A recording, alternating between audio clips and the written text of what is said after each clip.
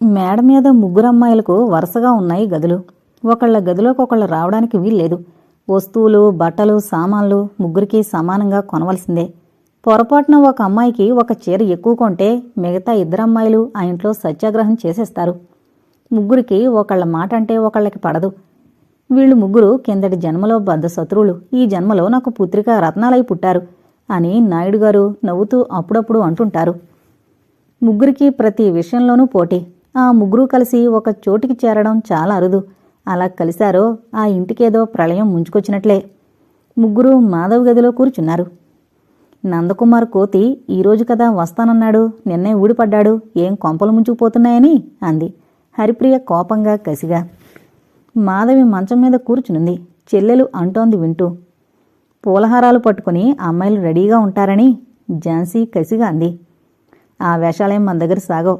అతనికి మనం నచ్చేదేంటి, మనకు అతను నచ్చాలి గాని అంది హరిప్రియ. అయినా మన ఇష్టాయిష్టాలతో పని లేకుండా ఈ పెళ్లి చూపులేమిటి? మాధవి ముఖం మాడి చేసుకుంటూ అంది. ఏమైనా ఈయన గారిని ఒక ఆట పట్టించాలి. వారం రోజులుంటానన్న పెద్ద మనిషి ఒక్క రోజులో పెట్టి చేతబట్టుకుని పరిగెట్టాలి అంది హరిప్రియ. ఎలా? నాన్నకు తెలిస్తే ఇంకేమైనా ఉందా? మాధవి గుండెలపై చేయి వేసుకుని భయంగా అంది. నాన్నకు తెలిసేట్టు చేస్తామా? ఝాన్సీ దర్జాగా తల ఎగరేసింది. కరెక్ట్. తమాషాగా కనుబొమ్మలు ఎగరేస్తూ చిటికేసింది. ముగ్గురూ కలిసి అతన్ని బయటకు పంపే మార్గం ఆలోచిస్తూ ఇక నుంచి ముగ్గురూ కలిసికట్టుగా ఉండాలని నిశ్చయించుకుని మనం ఒక్క మాట మీదే ఉందాం అన్నట్టుగా అమ్మాయిలు కుడి చేయి ముందుకు చాపి బొట్టనవేలు నిటారుగా నిలబెట్టి పిడికిలి మూసి ఓకే అన్నారు ముగ్గురూ ఏకకంఠంతో. మాధవి, హరిప్రియ, ఝాన్సీ గట్టిగా నవ్వుకున్నారు. కృష్ణకిరీటి ఆ రోజు ఉదయం 9 గంటలకి ఎవరినో కలుసుకోవాలని త్వరగా స్నానం చేసి తయారయ్యి హడావిడిగా గది బయటకొచ్చాడు. వస్తూనే ఒక్క క్షణం ఆగాడు. హరిప్రియ ఫ్లవర్ వేజ్లో పువ్వులు అమరుస్తోంది. డార్క్ వైలెట్పై వైట్ ఫ్లవర్స్ ఉన్న ఆర్గండి వాయిల్ చీర, అదే కలర్ అదే డిజైన్ ఉన్న మ్యాచింగ్ బ్లౌజు వేసుకుంది. చెవులకి వెడల్పుగా ఉన్న పెద్ద పెద్ద రింగులు, మెడలో తెల్లపూసల దండ, చేతికి వైట్ కలర్ గాజులు, ఎడం చేతికి వాచి. తెల్లగా సన్నగా పొడవుగా రెవట్లా ఉంది. ఉంగరాల జుట్టు చెంపల్ని తాకుతూ వింత అందాన్నిచ్చింది. మీనాల్లాంటి పెద్ద పెద్ద కళ్ళు, ఆ కళ్ళకి కాటుక రేఖలు అందంగా దిద్దింది. ముద్దుల మూటగడుతున్న చిన్న నోరు, అందమైన పెదవులకు లిప్స్టిక్ వేసింది. కొనదేలిన చుబుకం, తీర్చిదిద్దినట్టు సన్నగా గీత గీసినట్టుగా ఉన్న కనుబొమ్మలు, నుదుట చీరకు మ్యాచింగ్ కలర్ బొట్టు, తెల్లని నుదురికి వైలెట్ కలర్ నయ్యా పైసా అంత బొట్టు, వర్ణించనలవుగాని సౌందర్యం ఆమెది. భూలోకంలోని అందాలన్నీ పోగు చేసుకుని కళ్ళెదుట అవతరించిన ఈ అమ్మాయిలో అందం, ఆకర్షణ పోటీ పడుతున్నాయి అనుకున్నాడు మనసులో. ఈ అందాల రాశి గురించి ఒక్క మాటలో చెప్పాలంటే వెన్నెల తీగలా ఉంది, అంతే చాలు. అంత నాజుగ్గా సుకుమారంగా ఉంది. తలెత్తి అతని వైపు చూసిన హరిప్రియ క్షణంసేపు అలాగే ఉండిపోయింది. ఇతనా నందకుమార్ అంటే అనుకుంది. 6 అడుగులకి 2 అంగుళాల పొడవే ఉన్న అతను బలంగా, ఆరోగ్యంగా, దర్జాగా, హుందాగా ఉన్నాడు. పొడవుకి తగిన లావుతో మనిషిలో మగసిరి, సంస్కారం ఉట్టిపడుతున్నాయి. చాక్లెట్ కలర్ ఫుల్ సూటు, మెడలో డార్క్ గ్రీన్ టై, రిమ్లెస్ కళ్లద్దాలతో మనిషి చాలా టీవీగా ఉన్నాడు. సూటిగా పొడవుగా ఉన్న నాసిక, గంభీరతను స్వంతం చేసుకున్న కళ్ళు, విశాలమైన చెక్కిళ్ళు, విశాలమైన నుదురుపై చిలిపిగా ఎగిరిపడే ఉంగరాల జుట్టు, దిద్దినట్టున్న కాస్త మూటనిపించే పేదాలు, నల్లని మీసాలు. తెల్లటి ముఖానికి మరీ కొట్టొచ్చినట్టు కనిపిస్తూ హుందాతనాన్ని మరింతగా పెంచాయి. అతని చూస్తూనే హరిప్రియ ముఖానికి సిగ్గుతెరలు కప్పేసినట్టయి, క్షణం తడబడినట్టయి, తను ఊహించుకున్నంత టీవీగా అతని ఎదురుగా నిలబడలేకపోయింది. తన వైపే రెప్పవాల్చకుండా ఈ అమ్మాయి ఎవరా అన్నట్టు చూస్తున్న అతన్ని చూస్తూనే హరిప్రియ వదనం కుంకుమద్దినట్టు ఎర్రగా అయిపోయింది. గిరుక్కున వెనుతిరిగి ఓ గదిలోకి వెళ్ళిపోయింది. డ్రెస్సింగ్ టేబుల్ వద్ద కూర్చుని ముస్తాబవుతున్న మాధవి వెనుతిరిగి ఆమె వైపు చిత్రంగా చూసిందాక ఇది మాధవి గది అని హరిప్రియకు తెలియలేదు. గుండె వేగంగా స్పందించి ఎవరో తన గుండెల్లో దాక్కుని గుసగుసలాడినట్టయి కనురెప్పలు బరువుగా కిందకు వాలిపోయాయి.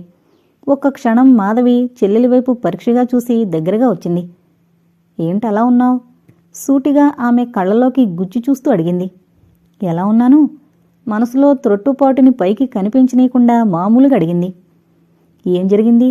నీ చెంపలలా ఎర్రబడ్డాయా? నా చెంపలా ఎర్రబడ్డాయా? లేదే అంటూ అరచేత్తో చెంపలపై మృదువుగా రాసుకుంటూ అంది. లేదంటే సరా ఒకసారి అద్దంలో చూసుకో అనుమానంగా చూస్తూ అంది. హరిప్రియ మాట్లాడలేదు. ఈ రాక్షసుకన్నీ ఆరాలే అనుకుంటూ మనసులో అక్కని కసిగా తిట్టుకుంది. అంత రహస్యమైతే చెప్పద్దులేమ్మా, దాచుకో వెటకారంగా అంది. దాచుకోక నీకు చెప్తాననుకున్నావా? దాచుకుంటాను, ఏం చేస్తావు? మాధవి మాట్లాడలేదు. మూతి 3 వంకర్లు తిప్పుకుంటూ ముఖం పక్కకు పెట్టుకుంది. ఇది ఎప్పుడూ నా మీద ఏడుపే, ఈవేళ కొత్త కాదు మనసులో మూలుకుంటూ అక్కడి నుంచి వచ్చేసింది. ఆ రోజు హాలులో నాయుడుగారు కృష్ణకిరీటి కూర్చుని మాట్లాడుకుంటున్నారు. వసుంధరమ్మ డైనింగ్ హాల్లో అందరికీ భోజనాలు ఏర్పాటు చేస్తోంది. ఆవిడ 3 కూతుళ్ళని పిలిచింది. పిలిచావమ్మా అంటూ 3 లోపలికొచ్చారు. కాస్త డైనింగ్ టేబుల్పై అన్నీ సర్దండమ్మా అంది ఆవిడ కూతుళ్ళకి పని పురమాయిస్తూ.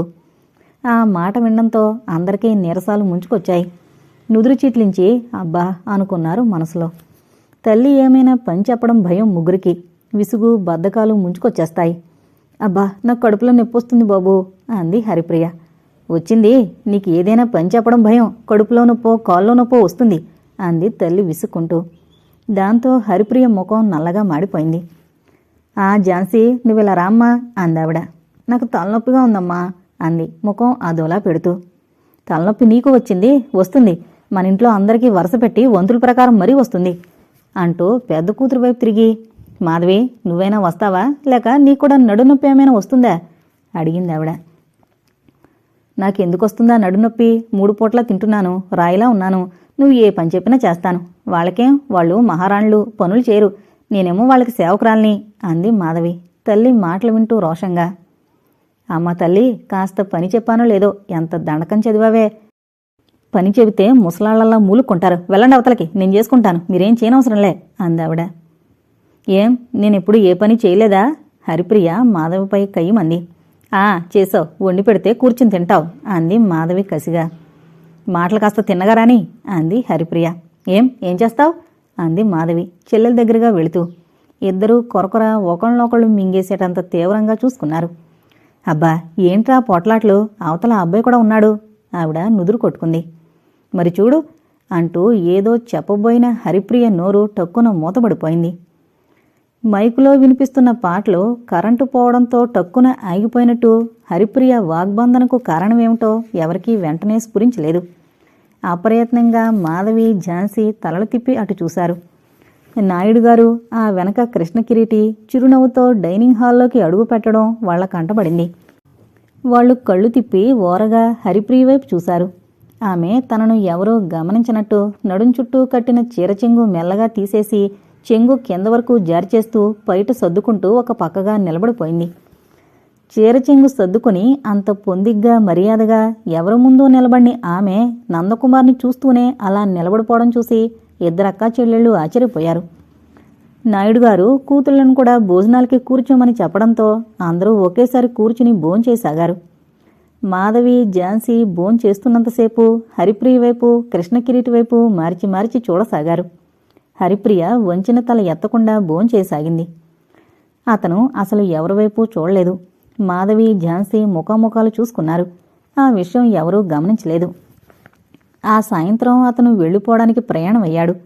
అతనలా ప్రయాణమవడం చూసి నాయుడుగారు ఆశ్చర్యంగా చూశారు.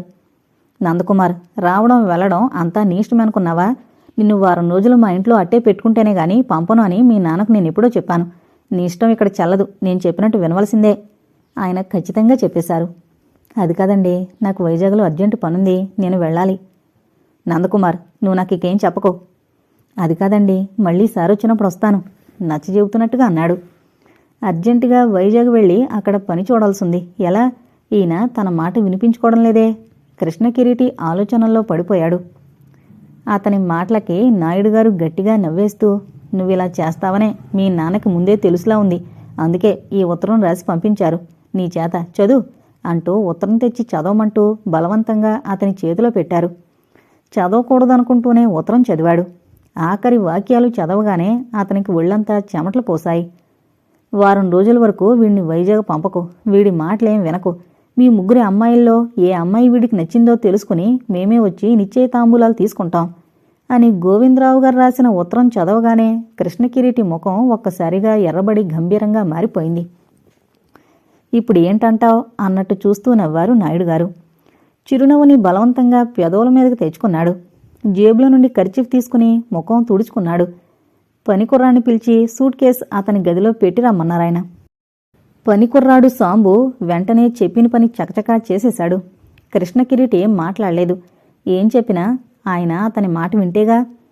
నాయుడుగారు కూతుళ్ళని ముగ్గురినీ పిలిచి కారులో అతనితో అలా షికారుకు వెళ్ళి రమ్మని చెప్పి కృష్ణకిరీటి వైపు తిరిగి, నందకుమార్, మీరంతా కాసేపు అలా తిరిగి రండి అంటూ డ్రైవర్ని పిలిచి కారు సిద్ధం చేయమన్నారు.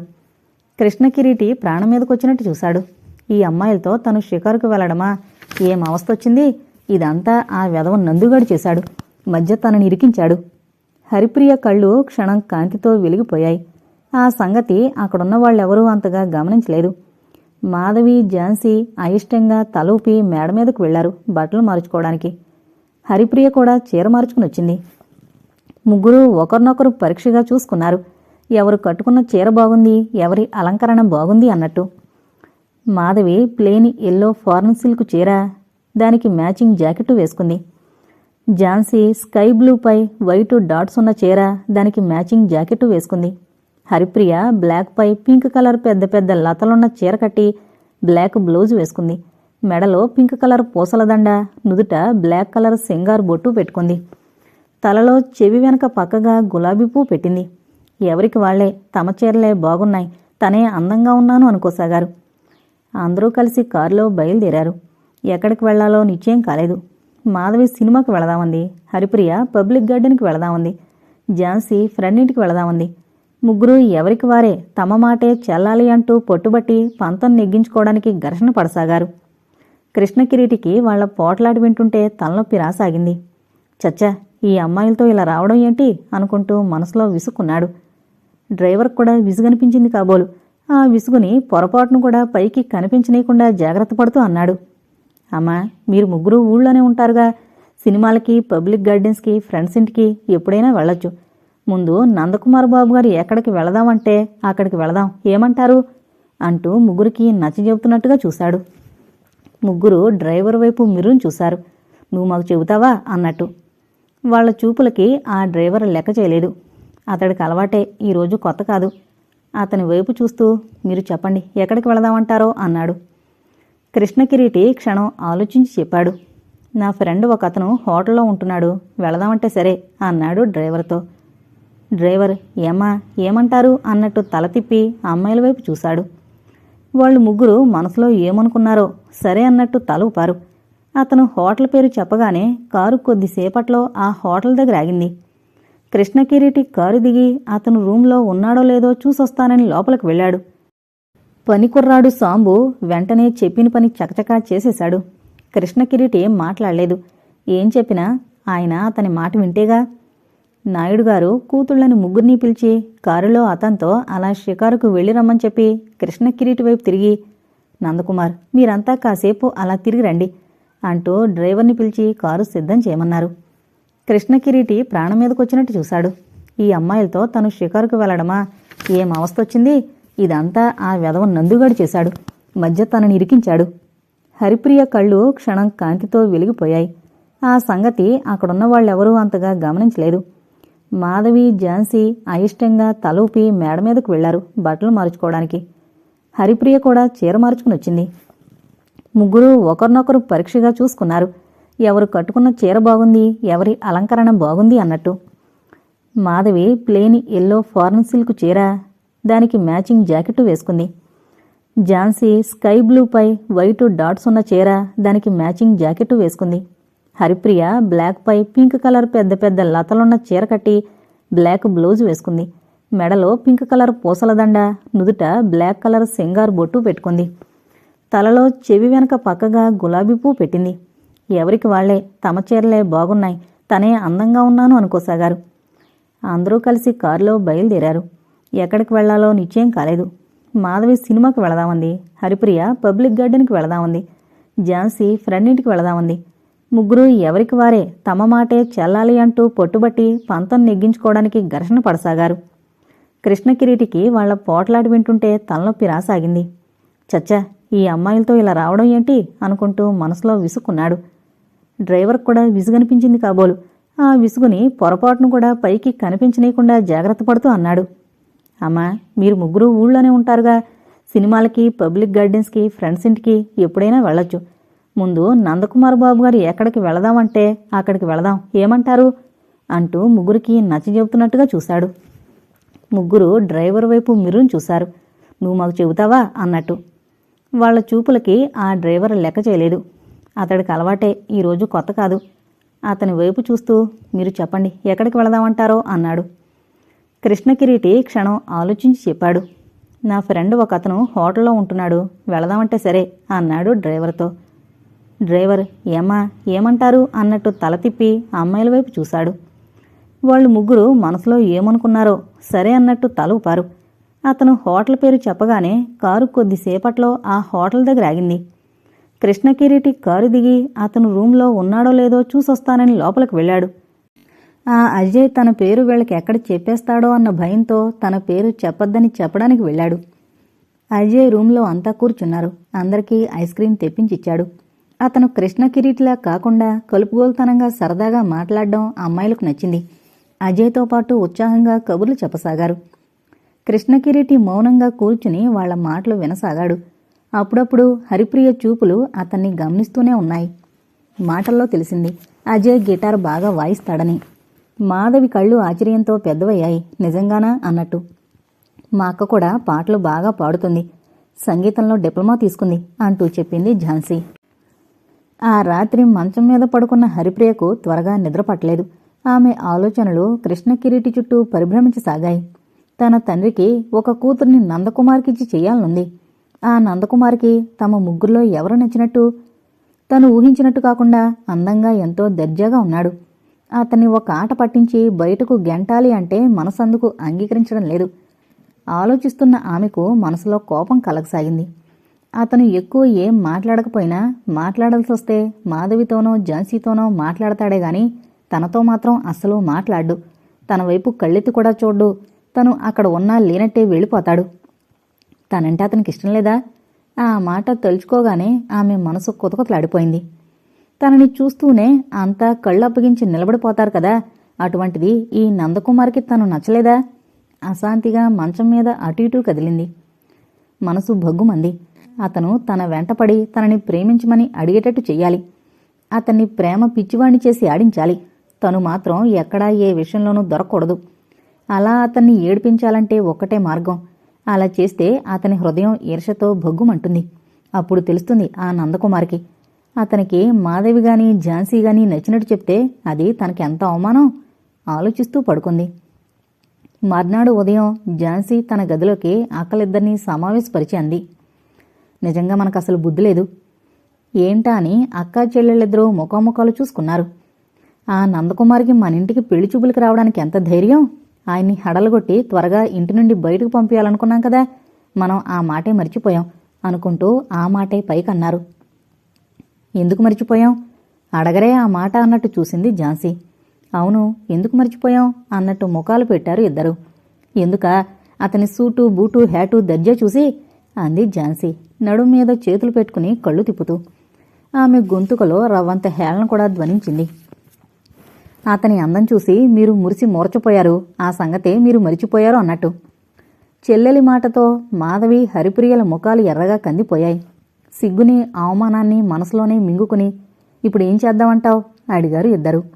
అలా అడగండి చెబుతాను అన్నట్టు చేతులు కట్టుకుని గెడ్డం కాస్త పైకెత్తి టీవీగా చూసింది వారివైపు. అతన్ని ప్రతి చిన్న విషయానికి ఏడిపించాలి. ఇలా పెళ్లి చూపులకి ఎప్పుడూ నేను రాను బాబోయ్ అన్నట్టు చెయ్యాలి, తెలిసిందా? హరిప్రియ క్షణంసేపు ఆలోచించింది. అవును, అతన్ని అలాగే ఏడిపించాలి. అతని చేత సర్కస్సు చేయిస్తేనే గాని వదిలిపెట్టకూడదు అనుకుంది మనసులో. ఝాన్సీ ముందుగా అతన్ని ఆడించడానికి పూనుకుంది. కృష్ణకిరీటి తన గదిలో ఉన్నాడు. అతను ఎప్పుడు బయటకొస్తాడా అని చూస్తోంది. ఆమెకు విధులు వేయడం బాగా అలవాటుంది. తల్లి ఆ అలవాటు మానమని మగరాయుళ్లా ఏంటా వేషాలు అని కూతుర్ని కోపడుతుంది. ఝాన్సీ ఫ్రెండ్స్తో పందెం కాసి ప్రాక్టీస్ మీద విజిల్ వేయడం నేర్చుకుంది. కాలేజీలో చదివేటప్పుడు ఏ అమ్మాయినైనా సరదాగా ఏడిపించడానికి వెనకాల వెళ్లి విజిల్ వేస్తే ఆ అమ్మాయి త్రుళ్ళిపడేది, ఏ అబ్బాయి వెంటపడుతున్నాడో అని. కృష్ణకిరీటి పనుండి త్వరగా తయారై ఎక్కడికో వెళ్లడానికి టైం అయిపోయింది అన్నట్టు కంగారుగా గదేవతలకొచ్చాడు. అక్కడున్న ఆమెను ఆ కంగారులో గమనించలేదు. అక్కడ వరండాలో కూర్చున్న ఆమె పుస్తకం చదువుకుంటోంది. సమయం కోసం చూస్తున్న ఝాన్సీ అతను గది బయటకు రాగానే నోటితో చిత్రంగా ఈల వేసింది. అంతే, ముందుకి అడుగు వేయబోతున్న అతని పాదాలు బ్రేకులు వేసినట్టు టక్కున ఆగిపోయాయి. తల తిప్పి వెనక్కి చూశాడు. అక్కడ ఎవరున్నారా అన్నట్టు. ఝాన్సీ ఏమీ తెలియనట్టు కుర్చీలో అలాగే కూర్చుని పుస్తకాన్ని తదేక దీక్షతో చదువుతున్నట్టు నటించసాగింది. అతని కనుబొమ్మలు ఆశ్చర్యంతో పైకి లేచాయి. అక్కడ ఎవరున్నారా అని చుట్టూ పరిశీలించాడు. ఎవరూ లేరు. ఆ అమ్మాయి ఒక్కరితే కూర్చుని పుస్తకం చదువుకుంటోంది. సర్లే, ఈ విషయంలో పెద్దగా ఆలోచించడం దేనికి అన్నట్టు ముందుకి అడుగు వేసి 2 అడుగుల దూరం వచ్చాడు. మరోసారి విజిల్ వేయడం వినిపించింది అతనికి. కృష్ణ కిరీటికి ఆ విజిల్ వేసేది ఎవరో వెంటనే గ్రహింపైపోయింది. ఈసారి తల తిప్పి వెనక్కి చూశాడు. మళ్లీ విజిల్ వినిపించింది. కృష్ణ కిరీటి ముఖం గంభీరంగా మారిపోయింది. లెక్క చేయనట్టే గబగబా వెళ్ళిపోయాడు. అతనికి ఈలవేసేవాళ్లంటే మహా చిరాకు. నందు ఈలవేసి పాట పాడుతుంటే గట్టిగా చివాట్లు వేసి నోరు మూయించేశాడు. అటువంటిది ఒక అమ్మాయి ఈలవేయడం అతనికి నచ్చలేదు. అమ్మాయిలు చక్కగా వందనంగా అణకోగుంటే అతనికిష్టం. అతను అలా వెళ్ళిపోగానే హరిప్రియ, మాధవి నవ్వు ఆపుకుంటూ అక్కడికొచ్చారు. ఝాన్సీ నవ్వుతూ చూసింది వారివైపు. అబ్బా ఝాన్సీ, గదిలో కూర్చుని నవలేక చచ్చావనుకో అంది మాధవి. అప్పుడే ఏమైంది, ఇంకా ఆడిద్దాం అబ్బాయి గారిని అంది. హరిప్రియ వారి మాటలు వింటూ మౌనంగా ఊరుకుంది. ఆ రోజు నాయుడుగారు కృష్ణ కిరీటిని తనకు తెలిసిన వాళ్ళింటికి తీసుకువెళతాను, తనతో బయలుదేరమన్నారు. అతనికి ఆయనతో వెళ్లడం ఇష్టం లేదు. తనని వైజాగ్ వెళ్లనివ్వకుండా హైదరాబాద్లో కట్టిపడేయడం అతనికి విసుగ్గా ఉంది. తను వైజాగ్ వెళ్లి చూడవలసిన పనులు చాలా ఉన్నాయి. ఈ నాయుడుగారు ఎక్కడా తన మాట వినిపించుకోవడం లేదు.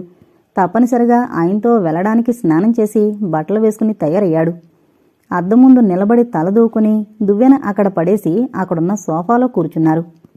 బూట్లు వేసుకోవడానికి సిద్ధపడుతూ అతను బూట్లు ఎప్పుడు వేసుకుంటాడాని ముగ్గురమ్మాయిలు కిటికీలో నుండి తొంగి చూశారు. అంతకుముందు సాంబు చేత చిన్న కప్పం తెప్పించి సీసాలో పెట్టుంచారు. అతను బాత్రూంలోకి స్నానానికి వెళ్లగానే మాధవి ఆ కప్పం తెచ్చి అతని బూట్లోకి వదిలి యువతలకొచ్చేయకుండా మేజోళ్లు అడ్డుగా పెట్టింది. మీ ప్లాన్ నాకు తెలుసు. నేను చేయవలసింది ఏంటంటే అతను పాదం బూట్లో పెట్టగానే బయటకు దూకాలి, అంతేకదూ అన్నట్టుగా ఆ కప్ప గుట్టు చప్పుడు కాకుండా బూటుని బూటు హౌస్లా చేసుకుని అందులో నక్కి కూర్చుంది. ఇవేమీ గ్రహించని కృష్ణకిరీటి మేజోళ్లు వేసుకుని పాదం బూట్లో పెడుతుంటే బూట్లో నుండి చెంగున బయటకు దూకింది ఆ కప్ప. వెంటనే ఎవరో పక్కున నవ్వినట్టయింది. బూట్లో నుంచి బయటకు దూకింది ఏంటన్నట్టు పాదం వెనక్కి తీసుకుని చూశాడు. వెంటనే ఎవరో నవ్వినట్టు వినిపించడంతో చటుక్కున తల తిప్పి కిటికీ వైపు చూశాడు. ముగ్గురమ్మాయిలు చప్పున పక్కకు తప్పుకున్నారు. అయినా అతని కళ్ళకి కనపడింది హరిప్రియ. ఆ విషయం ఆమె గమనించలేదు. చెల్లెళ్ళు ఇద్దరూ అక్క మాధవిని అభినందించారు. పాపం, అతను అదిరిపోయి బెకచచ్చిపోతున్నాడు. ఇక ఇక్కడ ఉండలేక వైజాగ్ వెళ్ళిపోవడం ఖాయం అనుకున్నారు ముగ్గురమ్మాయిలు నవ్వుకుంటూ. ఆ రోజు రాత్రి కృష్ణకిరీటికి నిద్ర పట్టలేదు. ఏంటి అమ్మాయిలు తనని ఎక్కడా నిలబడినిచ్చేటట్టు లేరు. వేదవనందు నన్నిక్కడ ఇరికించేసి తను హాయిగా ఫ్రెండ్స్తో హంపి వెళ్ళాడు. ఈ అమ్మాయిని చూస్తే సిసింద్రిల్లా కనిపిస్తున్నారు. వీళ్లతో నెగ్గుకు రావడం మహా కష్టంగా ఉంది. ఏంటి చేయడం అని ఆలోచిస్తున్నాడు.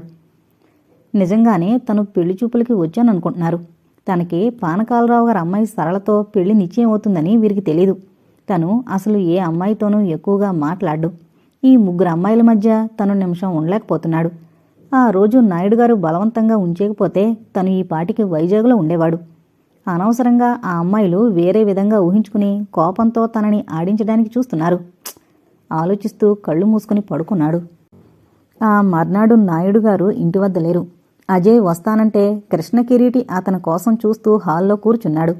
హరిప్రియ అవతల పువ్వులు కోసుకుంటోంది. గేటు చెప్పుడవడంతో తల తిప్పి అటు చూసింది. అజయ్ నవ్వుతూ హలో అంటూ లోపలికి రావడం కనిపించింది. హలో అంటూ చిరునవ్వు నవ్వుతూ ఇటు తిరిగింది.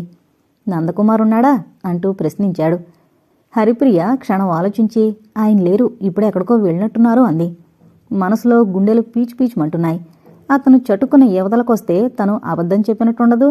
ఈ అజయ్ ఏమనుకుంటాడు? ఓస్, తనకా మాత్రం తెలివితేటలు లేవా ఏమిటి? అతను యువతలకు రాగానే తనొక్కసారి తల తిప్పి చూస్తుంది. అరే, మీరింట్లోనే ఉన్నారా? మీరింట్లో లేరని చెబుతున్నాను అజయ్ గారితో, ఇంకా నయం అంటూ నవ్వేస్తుంది తను. అప్పుడు తను కావాలని చెప్పినట్టుండదు.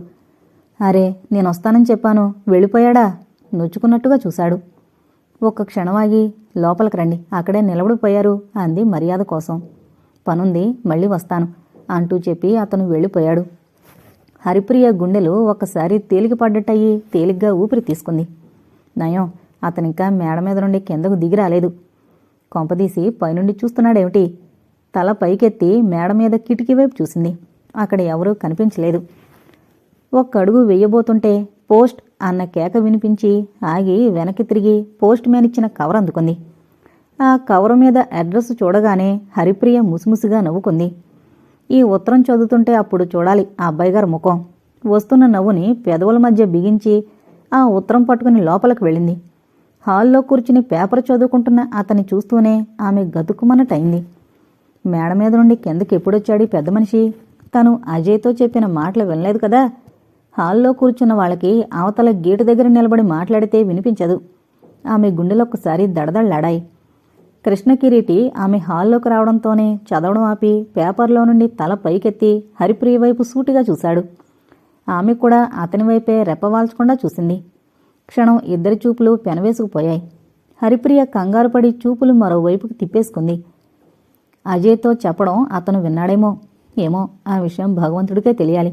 అజయ్తో నేను ఇంటి వద్ద లేనని ఎందుకు చెప్పావు అని అతను అడగలేదు. అతనితో అలా చెప్పినందుకు క్షమించండి అని ఆమె అనలేదు. అన్నట్టు మర్చిపోయాను, మీకు ఉత్తరం వచ్చింది, ఇదిగో అంటూ ఉత్తరం అతని చేతికి అందించింది. ఉత్తరం అందిస్తుంటే ఆమె చెయ్యి కొద్దిగా వణకడం అతను గమనించకపోలేదు. అతను కవర్ అందుకుని చింపి ఉత్తరం బయటకు తీశాడు. దస్తూరి కొత్తగా ఉంది, ఎవరు రాసారి చెప్పమా అనుకుంటూ కింద సంతకం చూశాడు. అంతే, ఆశ్చర్యంతో అతని కనుబొమ్మలు ఒక్కసారి పైకి లేచి యథాప్రకారం మామూలయ్యాయి. చప్పున తల తిప్పి అక్కడే నిలబడిన ఆమె వైపు చురుగ్గా చూశాడు. హరిప్రియ చూపులు నేల కతుకుపోయాయి, తనకేం తెలియనట్టు. కృష్ణకిరీటి ఉత్తరం చదవసాగాడు. శ్రీవారి పాదపద్మములకు నమస్కరించి రాయినది. ఇక్కడ నేను పిల్లలు క్షేమంగా ఉన్నాం. మీరు హైదరాబాద్ వెళ్ళి 2 రోజుల్లో వచ్చేస్తానని చెప్పారు. ఇంకా రాలేదు. బుజ్జిగాడు నాన్న నాన్న అని కలవరిస్తున్నాడు. బేబీకి మీరు గౌన్లు బొమ్మలు తెస్తానన్నారట.